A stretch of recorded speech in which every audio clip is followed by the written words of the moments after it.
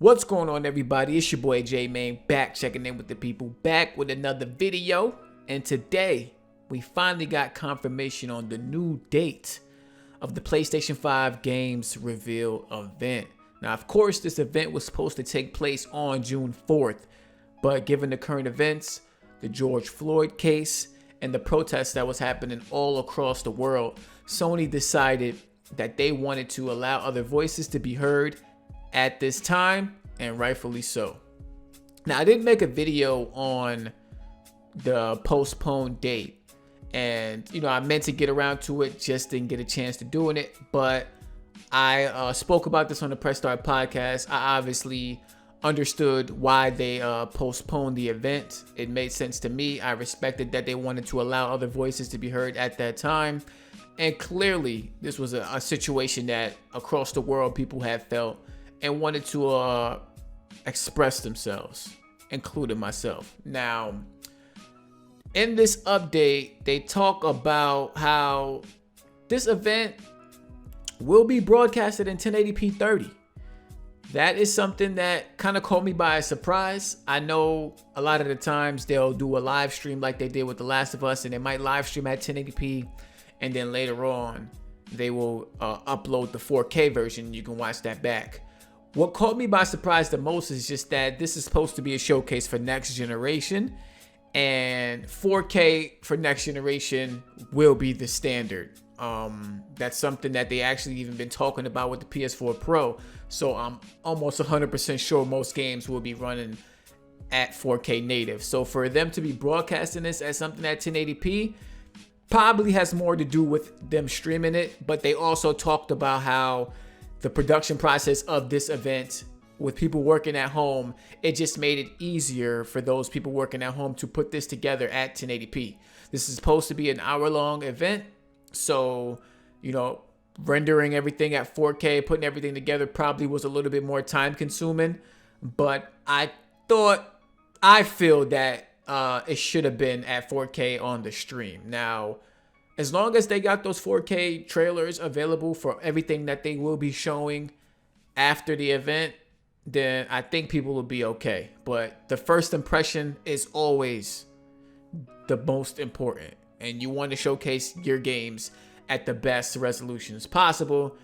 And it seems because of COVID that this is the best they could do in order to put something together without making it a stressful process for their employees. So on one hand, I get it, and on the other hand, I'm like, damn, I would rather get that first impression of seeing these games at 4K. So just as long as they got the 4K videos ready at the end, I think we will all be okay. Now, I will be live streaming this event. I'm not 100% sure if we will do it as a podcast together or if individual channels will have their thing going on. Me personally, I would like to do it together, but I don't want to be spoiled, or I don't want us talking about things that are happening on one stream that aren't happening on the other. And I know there's a way to do that, and we can watch it together on a certain website. But as long as everybody's on board, then we'll probably do it that way. If not, I will be live streaming myself on this channel of this PS5 games reveal event. Now, in my last video, I spoke about what I expected might be there. Horizon Zero Dawn 2, some third-party games, definitely some indie games, maybe something from the rumored new San Diego studio that Sony has got in the tuck. Maybe we'll see a Ratchet and Clank from Insomniac. Maybe we will see something about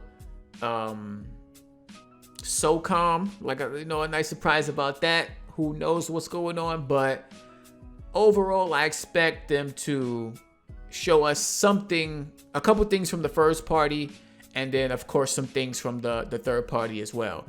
I'm hoping we get a lot of gameplay. I think at this point they understand that people want to see gameplay for what games that we will be picking up when we get our PlayStation 5s later on this holiday season. I'm just ready to be blown away by the visuals, the gameplay aspects, and the worlds that they have created for these PlayStation 5 games. This is exciting times. And with everything going on, it will be nice to see some games, something new that we can look forward to in the future. On top of that, The very next day, we got The Last of Us 2 reviews. And I probably will be going live when I get home because I think those reviews drop at 3 a.m. Eastern, or if you're on the West Coast, it's at midnight that Friday. So I'll probably go live later on just to discuss everything about the reviews. Of course, there's a lot of controversy going on about the leaks, and I just want to see what the reception of the game is based on what I know. And of course, I'll keep that spoiler free. So without making this video too long, I'm going to end it there. Again, catch me live on this channel June 11th at 4 p.m. Eastern, 1 p.m. Pacific time. That's 4 p.m. the best time. So let me know down in the comment section what you guys expect to be there. What games do y'all want to see? What do you think about this 1080p 30 broadcasting?